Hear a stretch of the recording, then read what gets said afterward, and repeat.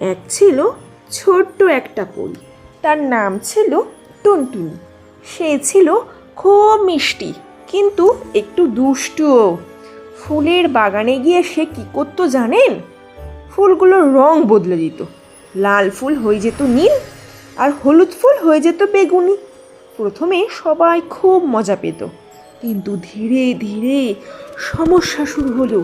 মৌমাছিরা আর ঠিক মতো ফুল চিনতে পারছিল না। ফুল থেকে মধু সংগ্রহ করাও কঠিন হয়ে গেল। একদিন বাগানের সবচেয়ে সুন্দর ফুলটা শুকিয়ে যেতে লাগলো, কারণ সে নিজের আসল রংটাই হারিয়ে ফেলেছিল।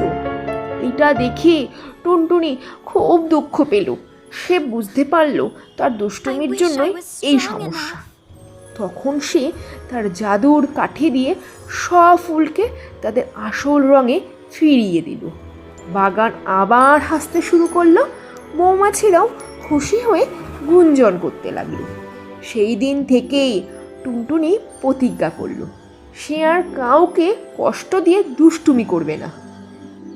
মোরাল অব দ্য স্টোরি: মজা করতে গিয়ে যদি অন্যের ক্ষতি হয় তাহলে সেটা আর মজা থাকে না।